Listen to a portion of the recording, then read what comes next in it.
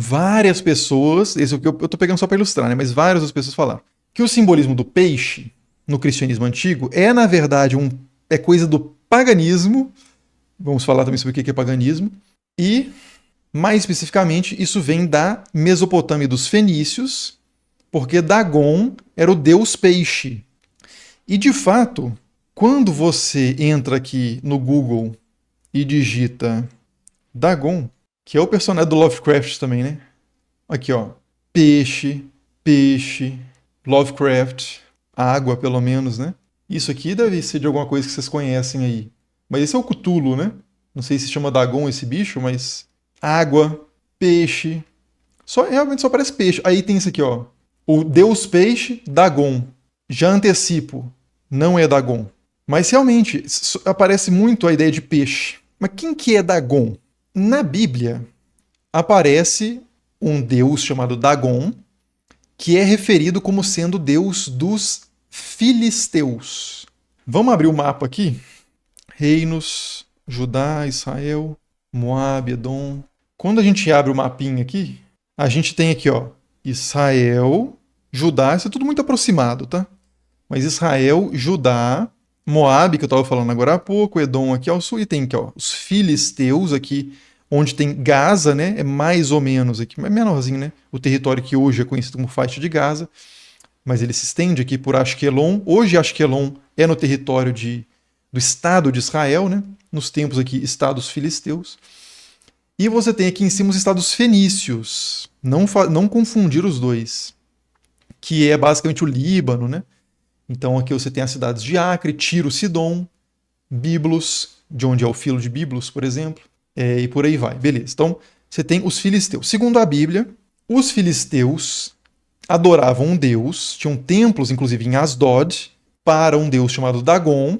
E tem uma história que aconteceu o seguinte: os filisteus vencem os israelitas em combate, levam a Arca da Aliança como espólio de guerra, como um tesouro de guerra, para o seu território e colocam a Arca da Aliança no templo de Dagon.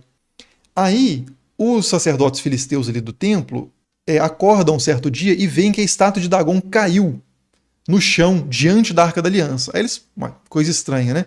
Levanta a estátua, volta a fazer o que estava fazendo. Na manhã seguinte, a estátua de novo está no chão, só que com a cabeça e as mãos quebradas. Então foi decapitado, né, o Dagon diante da Arca da Aliança. Aí os caras falam assim, opa, isso aí já é um mau presságio forte, vão tirar essa... Acho que eles não tiram imediatamente a arca, aí umas pessoas começam a ter tumores, uma espécie de peste, né? Toma a região ali, homens, mulheres e crianças morrem, e os caras falam assim, olha, tem alguma coisa errada, vão tirar essa arca daqui e vão levar essa arca para outro lugar, mas ainda nos estados filisteus, né? Na região ali dos filisteus, nessa faixa aqui, né? Aí levam isso para outro tempo. Aí isso dá problema no outro tempo também, a cidade toda, homens, mulheres, crianças, idosos começam a ter problema, morrem, e aí eles falam assim, não, devolve esse trem para os israelitas, porque isso aqui não tá legal aqui na nossa terra, não. Aí eles fazem isso, aí devolvem, beleza. Então nessa história você tem essa ideia da estátua de Dagon caindo. E quando você procura aqui Dagon, vocês vão ver algumas gravuras de 1800, vou colocar aqui, engraving. Aqui, ó, vocês vão ver várias imaginações artísticas desse evento aqui, tá vendo? O Dagon quebrado aqui, esse aqui não tem peixe, é raridade. É o Dagon aqui com a cabeça e os braços quebrados, sacerdotes aqui chocados. Esse aqui, vamos ver esse. Olha lá, o texto de Samuel, né? Esse aqui acho que não vai abrir em alta resolução, não vai dar para ver. Esse aqui já tem peixe, tá vendo? Deixa eu abrir aqui. Aqui, ó. O Dagon caiu. Aqui. O Dagon que tem uma cauda de peixe aqui caiu diante da Arca da Aliança. Os caras estão assim. O que aconteceu? E aqui embaixo, a Arca da Aliança sendo puxada por carros de bois, que é quando o pessoal fala assim, leva esse trem longe, pelo amor de Deus, né? De Yahvé também, de Dagon, de todos, porque o negócio não tá bom. Aí eles botam eles consultam os adivinhos, que consultam a sabedoria divina, e eles falam, olha, bota isso aí num carro de boi, e aí quando chegar lá se sacrificam as vacas, na verdade são vacas fêmeas, sacrifica essas vacas, faz aquilo. Também colocam uns ratos de ouro e uns tumores de ouro no pacote também para aliviar a culpa. E tem todo um procedimento ritual ali para afastar aquela poluição que a arca levou para aquele espaço, né? Isso é uma coisa que é o paradoxo que a gente está discutindo muito no sagrado e profano também, né? Que o sagrado é sempre terrível também, e os conceitos de pureza estão muito relacionados à questão de poluição, né? Então, se você toca em algo sagrado indevidamente, você fica poluído. Você não é santificado pelo toque, pelo contrário. Então, para afastar aqueles miasmas, né, como diriam os gregos, eles afastam e mandam isso aqui embora. Beleza. Eles têm várias imagens disso. Só que, qual que é o problema? No texto da Bíblia, em momento nenhum, Dagon é associado com peixe. Ah, mas em outros textos, será que Dagon é relacionado com peixe? Também não. Em objetos arqueológicos que representam Dagon, há alguma imagem? A gente tem alguma imagem de Dagon mesmo? Alguma estátua? Algum desenho que dá para cravar, algum relevo em algum templo que dá para cravar que é Dagon? Não, nenhum. Então a gente só tem referências textuais a ele e em nenhuma dessas referências ele é descrito como um peixe.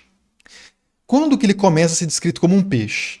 A partir do V século em diante, por comentadores do início ali do período medieval, judeus e cristãos, que por causa de uma falsa etimologia, de uma relação do nome Dagon com a palavra em hebraico Dag, que significa peixe, eles fazem a associação de como se Dagon fosse um peixe. Isso não está presente em nenhum texto sobre Dagon, em nenhuma arte sobre Dagon, e no período em que isso começa a aparecer, essa relação de Dagon com peixe, também começa a aparecer outras propostas etimológicas, tentativas, hipotéticas, de como que surgiu o nome Dagon, que conectam Dagon a outras coisas, por exemplo, aos cereais, como se Dagon fosse um deus da agricultura. Filo de Biblos, por exemplo, faz essa relação. Então, assim, é uma tentativa de entender a origem da palavra Dagon, uma etimologia popular, que começa a ganhar peso a partir do V século depois de Cristo. Quando a gente fala disso aqui, desse evento, isso teria acontecido por volta, caso tenha acontecido historicamente, isso teria acontecido por volta do ano 1000 antes de Cristo. A gente está 1500 anos distante da coisa, né? Porque Dagon não era mais adorado, até onde eu tenho notícia, nesse período do século V. E essas fontes são de judeus e cristãos, ninguém que tem nenhum relacionamento significativo com o culto de Dagon de nenhuma forma. Então essa ideia de peixe é totalmente questionada hoje academicamente, né? Totalmente rejeitada. Inclusive, eu encontrei uma imagem, quando eu tinha dado uma olhada prévia aqui, em que você abre... aqui, ó, quer ver? Eu acho que é no artigo da Wikipédia do Dagon, quer ver?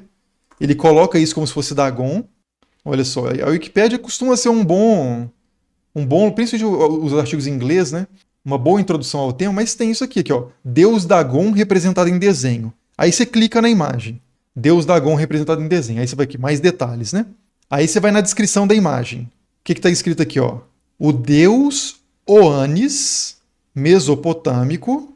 Mesopotâmia tá para lá, ó. Depois aqui, ó, a Síria tá a pontinha noroeste da Mesopotâmia. Mesopotâmia bem para lá.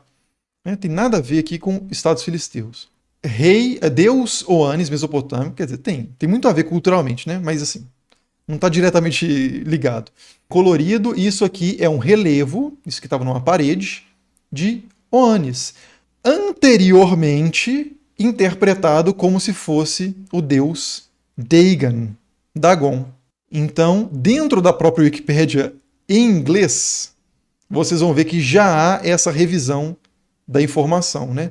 Que esse aqui é um relevo, na verdade, que representa Oanes, que não é exatamente um deus também, ele é um apicalo, a gente vai falar disso daqui a pouquinho, que é, sim, explicitamente conectado artisticamente e textualmente com o peixe. Mas então esse é um primeiro problema. A pessoa falar que o peixe da tradição cristã é uma referência a Dagon, quais os erros disso? Primeiro, nenhum autor antigo fala isso. Então já seria aquela questão de, na ausência de evidência, por que a gente vai apostar justamente nessa hipótese, sendo que a gente tem várias outras hipóteses que são muito melhor substanciadas. Mas beleza. O peixe já aparece dentro da tradição cristã como símbolo antes das pessoas sequer começarem a pensar em Dagon como um peixe. Então Dagon não era um peixe, tem nada a ver com peixe. E quando as pessoas começam a equivocadamente fazer essa relação, que é do V século para frente, o peixe já é um símbolo cristão bem consolidado. E outro detalhe sobre essa história é que o Dagon bíblico aparece em templos filisteus, né? Como eu disse, em templos filisteus. Só que a gente não tem registros arqueológicos, nem textuais, a não ser o texto bíblico, que falem sobre a adoração de Dagon na Filisteia, ou na terra dos filisteus. O que a gente tem de Dagon sendo adorado, e a gente tem templos de Dagon, tem mitos sobre Dagon nos textos ugaríticos, aqui em cima, na Síria e na Mesopotâmia, no Vale do Eufrates. Então a gente sabe arqueologicamente, textualmente, que Dagon era adorado na Fenícia e na Mesopotâmia.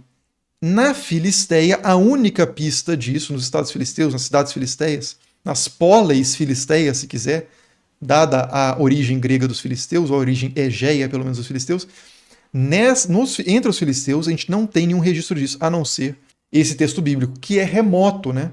É um povo que não é aquele povo escrevendo, já tem um distanciamento cultural, os caras podem estar mal interpretando o culto filisteu, e está muito distante temporalmente também, né? Então, o texto que a gente tem de Samuel não foi escrito durante o período em que Samuel, Davi, Saul teriam vivido.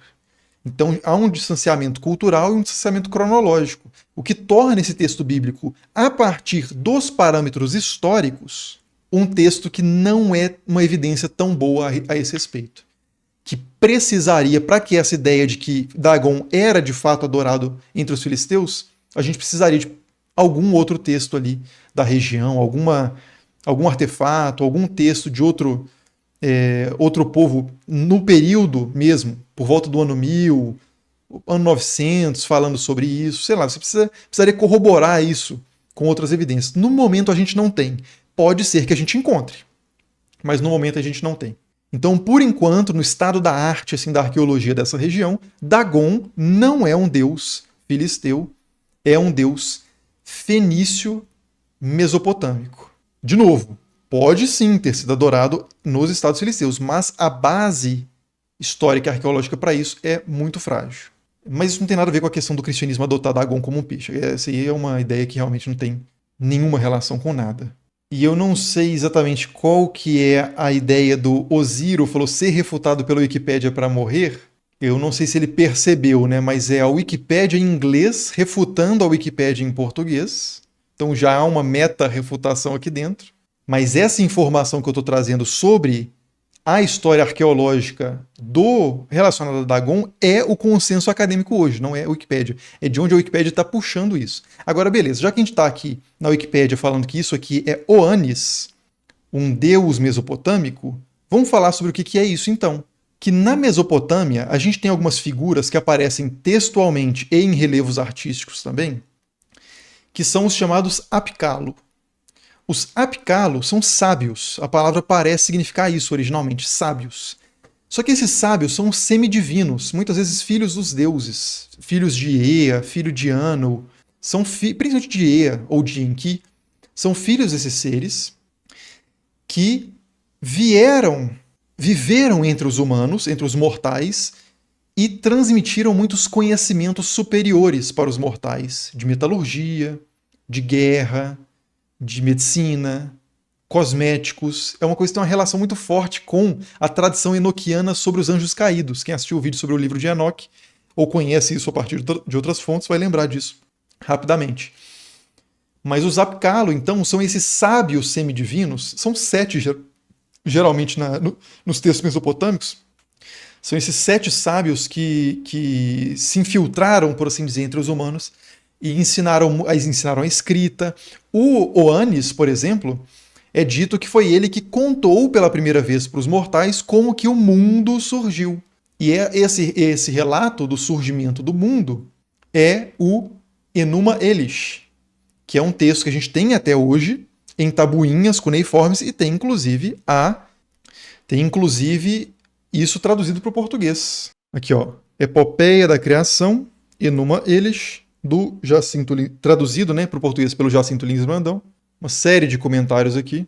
Ele fala, inclusive, sobre Oannes aqui, né, e essa história. E então, assim, Oanes é esse camarada. Que também existe a história de Adapa, o mito de Adapa, que às vezes Adapa é identificado como sendo Oanes, tem uma certa discussão sobre isso. E esses seres, esses Apicalo, por algum motivo, que eu não sei exatamente porquê, não sei se sabe isso também, mas eles são representados muitas vezes como seres híbridos. Principalmente peixe, como nesse caso aqui, né? Deixa eu colocar aqui, ó, Apicalo. E aves também, né? Tem cabeça de ave ou cauda de peixe. Aqui os Apicalo, né? Então aqui nesse caso você tem eles com a cabeça de peixe. Aqui, esse aqui é um Apicalo já com características de ave. Então ele tem asas e tem essa cabeça aqui de ave de rapina. Aqui você tem outros Apicalo, né? Aqui também, que levam sempre esse baldinho, né? Muitas vezes esse baldinho, que também não se sabe muito bem o que é isso. Se é uma bolsinha, se é um balde levando oferendas, por exemplo, ou se é uma espécie de amuleto, né? Um porta-amuleto, uma sacola de amuleto, alguma coisa desse tipo. Mas enfim, então esses são os Apicalo, né? Não tem nada a ver com o Dagon. Dagon é nos documentos que a gente tem históricos sobre Dagon, no caso dos fenícios, no caso do povo ali na região da Síria, na região de Ugarit, na Síria, ali ao norte de Canaã, Dagon é aproximado de El, o deus supremo, o criador, inclusive, o pai dos deuses. Não tem nada a ver com peixe, não tem nada a ver com colheita. É um deus supremo, o deus pai, o deus que é identificado com El.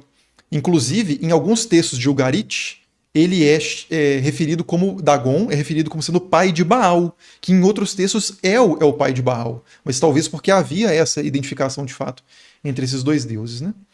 Mas enfim, aí a gente já está saindo do Dagon relacionado ao peixe, mas achei que seria interessante falar sobre essa questão que é muito propagada, né?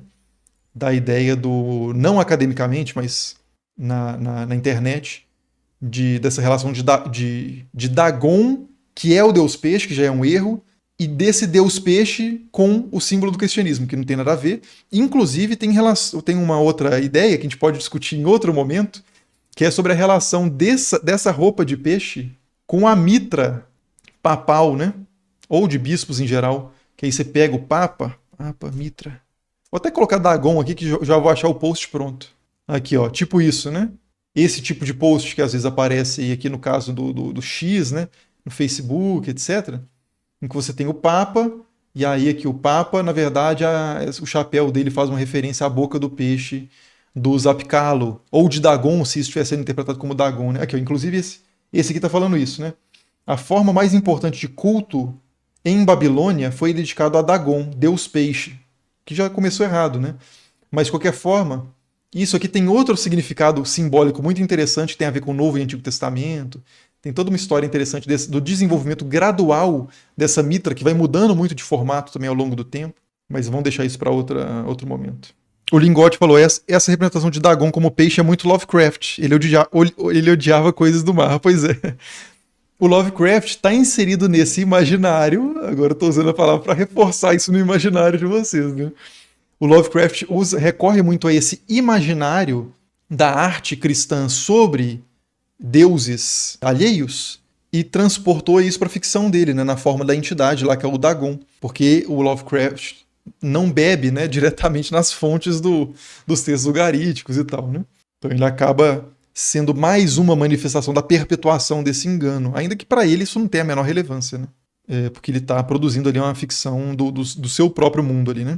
O Okami falou aqui, boa noite, professor. É hipotetizado entre os acadêmicos que os filisteus seriam remanescentes dos antigos povos do mar, que teriam sido provavelmente da Grécia micênica. Calma, nem todos os povos do mar teriam sido da Grécia micênica, mas sim os filisteus provavelmente vêm de regiões ali do Egeu, né?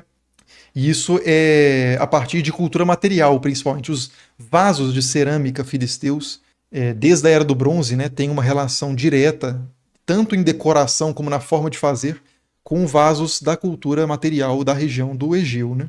Eles, porém, teriam se aculturado aos nativos cananeus. Não seria, portanto, plausível que os filisteus adoravam Dagon e outros deuses fenícios, como Baal e Moloque? Seria. Só que a gente não tem, nem textualmente, nem arqueologicamente isso. A gente tem muitas estatuetas de cultos domésticos filisteus, São estatuetas geralmente de entidades femininas, aqueles figurinos, pilares figurinos, né, de mulheres oferecendo os seios, né, provavelmente relacionado à fertilidade. Mas a gente não tem nenhum templo. A gente tem templos também de uma deusa que o nome não é muito bem compreendido. Talvez uma referência a Gaia, mas não se sabe exatamente. Mas ela tem um nome lá, que eu não lembro qual que é. E a gente sabe sobre um grande culto sobre essa deusa, mas não sabe sobre um culto de Dagon, por exemplo. Então a questão é essa. É possível, como eu disse, é possível sim. Que E inclusive é possível até que. Outra possibilidade é que o autor desse texto, de Samuel, que estava escrevendo num tempo muito posterior ao tempo que ele fala sobre. Então ele não está vivendo nos tempos de Davi, Samuel, Saul. Está vivendo muito posteriormente, num período em que talvez o culto de Dagon estivesse presente na região tradicionalmente dos filisteus. E aí ele comete esse anacronismo. Isso acontece muito em todos os documentos históricos sobre qualquer coisa, né? De qualquer cultura. Então, às vezes, a pessoa escrevendo num tempo remoto projeta uma realidade do presente dela para aquele passado que não existia ainda. Então, essa é outra possibilidade também, né? De Dagon ter sido adotado tardiamente na região e ter sido projetado nesse período da Era do Bronze ali. Mas não dá para saber, são hipóteses que no momento a gente não tem corroboração material sobre isso. Quer falar de Dagon com absoluta segurança? Síria, Fenícia, Mesopotâmia. Vale do Eufrates, sobretudo.